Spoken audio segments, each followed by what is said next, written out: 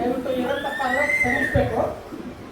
ಆದರೆ ನಾನು ಇವತ್ತು ಮಾಜಿ ಸೈನಿಕನಾಗಿ ಮಾತಾಡೋದು ಎರಡೇ ಮಾತು. ಈ ಊರಿಗೆ ನಾನು 2012ರಲ್ಲಿ ಬಂದೆ. 14ರಲ್ಲಿ ನಮ್ಮ ಸಂಗಣ್ಣ ಸಾಹೇಬರು 2012ರಲ್ಲಿ ಮನೆಯಲ್ಲಿ ಬಾಡಿಗೆ ಇದ್ದೆ. ಅಲ್ಲಿ ಬಂದ ತಕ್ಷಣ ಇವರಿಂದ ನಾನು ಕಲ್ತಿದ್ದು ಒಂದೇ, ಹಂಗೆ ದುಡಿಬೇಕು, ಹೆಂಗೆ ಹೋಗ್ಬೇಕು ಏನು ಅಂತೇಳಿ ಒಂದು. ಆದ್ರೆ ಇವ್ರ ಬಗ್ಗೆ ತಪ್ಪಿಬೇಡ್ರಿ ದಯವಿಟ್ಟು. ಏನು ಇದು ಮಾಡ್ತಾರಲ್ಲ, 2014ರಲ್ಲಿ ನಾನು ಟಿಕೆಟ್ ಬಂದೆ. 14ರ ಟಿಕೆಟ್ ಬಂದಾಗ ಒಂದು ಮಾಜಿ ಸೈನಿಕ ಸಂಘವನ್ನು ಹುಟ್ಟಾಕಕ್ಕೆ ಹೋದೆ. ಹುಟ್ಟಾಕಕ್ಕೆ ಹೋದಾಗ ಇವರು ನನಗೊಂದು ಗಣೇಶ್ ಕೊಟ್ಟರು. ಇವರೊಂದು ಗಣೇಶ್ ಕೊಟ್ಟರು. ಯಾರು ಅಂತೇಳಿ ಇವತ್ತು ನಮ್ಮ ದಿವಂಗತ ಬಸವರಾಜ್ ಒಳಗಟ್ಟಿ ಸಾಹೇಬರು ನೀವು ನೆನಸ್ಬೇಕಾಗ್ತಾರೆ ಸರ್. ಹಿಂಗ ಅಂತ ಹೇಳ್ಬಿಟ್ಟು ಒಂದು 4-8 ಮಂದಿ ಕರ್ಕೊಂಡು ಹೋದಾಗ ಆಯ್ತು ಓಕೆ ನೀವು ಮಾಡ್ರಿ ಅವರು.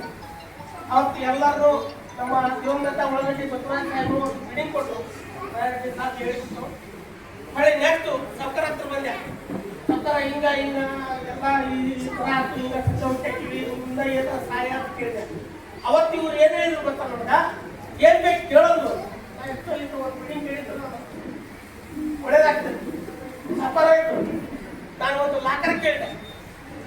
ನಮ್ಮ ಅಂಗಡಿಯಾಗ ಇರ್ತಕ್ಕಂಥ ಲಾಕರ್ ಕೊಟ್ಬಿಟ್ಟು ಇವ್ರು ಮಾಜಿ ಸೈನಿಕ ಸಂಘಕ್ಕೆ ಎಷ್ಟು ಸಹಾಯ ಮಾಡ್ಯಾರ, ಎಷ್ಟು ಇದನ್ನ ಮಾಡ್ಯಾರ ಅನ್ನೋದು ಒಂದೇ. ಆ ಲಾಕರ್ ಅಷ್ಟೇ ಅಲ್ಲ, ಏನ್ ಜನ ಬೇಕು ನಿನಗೆ ಹೇಳು, ಏನ್ ಬೇಕು ಹೇಳು.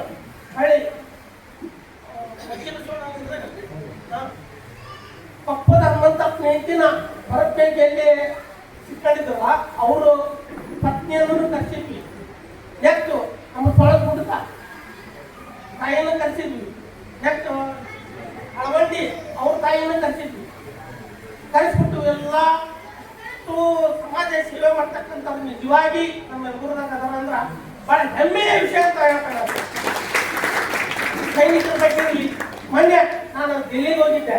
ನನಗೆ ಇನ್ನೊಂದು ಇದ್ದಿಲ್ಲ, ನನ್ನ ಮಗಳ ಅಡ್ಮಿಷನ್ ಅಂತ ಡೆಲ್ಲಿಗೆ ಹೋಗಿದ್ದೆ. ಅವತ್ತು ವರ್ಷದ ಎಲ್ಲಿದೆ ಅಂತ ಕೇಳಿದ್ರು. ಇಲ್ಲ ಸಾಕಾರ ನಾ ಇಲ್ಲಿ ಬಂದೆ, ನೀವು ಹೋದೆ ಅಂತಂದ್ರ ಇಲ್ಲ ನಮ್ದು ಎಲ್ಲೇ ಫಂಕ್ಷನ್ ಐತಿ, ನಾವು ಬೇರೆ ಕಡೆ ಹೊಂಟಿವಿ ಅಂತ ಹೇಳಿದ್ರು. ನಿಜವಾಗಿ ಇಂಥ ಸಂಘಟನೆ ಅಂತ ಇದನ್ನು ಮಾಡ್ತಾರಂದ್ರ ಇವ್ರಿಗೆ ನಾವು ಸಾಥ್ ಕೊಡ್ಬೇಕು. ಬಟ್ ಮುಂದಿನ ದಿನದಲ್ಲಿ ನಾವು ಏನ್ ಮಾಡ್ಬೇಕಂದ್ರೆ ಇಷ್ಟಲ್ಲ, ಇಡೀ ಊರ ಕಲಿಸ್ಬೇಕು. ಟೈಮ್ ಬಂದು ಹೊತ್ತಿನೊಳಗೆ ಎಲ್ಲರೂ ಒಂದಾಗ, ಯಾವುದು ಜಾತಿ ಬೇಡ. ನಾವು ಏನ್ ಮಾಡಾಕತ್ತೀವಿ ಅಂದ್ರ ಪಂಚಾಯತ್ ಸೇರಿ ಒತ್ತಡ ಕೇಳ್ತೀವಿ, ಇವರು ಒತ್ತಡ ಕೇಳ್ತೀವಿ.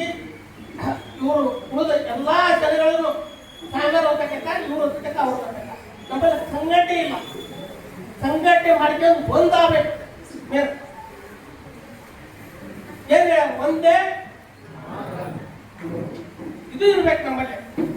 ನಾವು ಏನ್ ಮಾಡಕತ್ತೀವಿ ಅಂದ್ರೆ ಕನ್ನಡ ತಮ್ಮ ಲಾಭಕ್ಕೆ ಮಾಡ್ತಾರೆ ನೋಡು. ಅವ್ರು ಏನ್ ಲಾಭಕ್ಕೆ ಮಾಡ್ಯಾರಪ್ಪ, ಏನ್ ಲಾಭಕ್ಕೆ ಮಾಡ್ರಿ ಹೇಳಿ.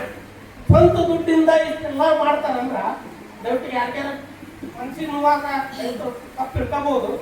ಬಟ್ ನಾನು 20 ವರ್ಷದಿಂದ ನೋಡಕತ್ತೀನಿ. ಅವ್ರು ಮಾಡ್ತಾರಂದ್ರೆ ಅಂತಾರೆ ಸಪೋರ್ಟ್ ನಾವು ಕೊಡ್ಲಿಕ್ಕಂದ್ರ, ನಾವು ಸಪೋರ್ಟ್ ಕೊಡಕ್ ಆಗ್ಲಿಕ್ಕಂದ್ರೆ ಅವ್ರ ಬಗ್ಗೆ ಕಟ್ಟು ಬಯಸ್ಕೊಡ್ರಿ ದಯವಿಟ್ಟು. ಮುಂದೆ ಬೆಳಿತಾರಂದ್ರ ಅವ್ನ ಕಾಲು ಎಳಿತಾರಲ್ಲ, ಅವ್ರ ಕಾಲು ತಳಗ ಇರ್ತಾರೆ. ನಮ್ಮ ಮಿಟ್ರಿ ಬಸ್ಸಲ್ಲಿ ಹೇಳಾಕತ್ತೀನಿ, ನಾವು ಇನ್ನೂ ಬ್ಯಾಗಾದವು ಬಟ್ ಕಾಯದಲ್ಲ, ಅದು ಹೇಳಕ್ಕಾಗಲ್ಲ. ದಯವಿಟ್ಟು ಎಲ್ಲರೂ ಒಂದಾಗಿ ಇಂಥ ಕಾರ್ಯಕ್ರಮಗಳನ್ನು ಮಾಡೋದಂತ ಭಾಳ ಹೆಮ್ಮೆಯಿಂದ ಹೇಳ್ತೀವಿ. ಇನ್ನೊಂದು ಇವ್ರಿಗೆ ಮೊನ್ನೆ ನಮ್ಗೊಂದು ಮಾಜಿ ಸೈನಿಕರು ಒಂದು ಗಣೇಶನೇ ಕೊಟ್ಟರು ಗೊತ್ತಾ ಇವರು.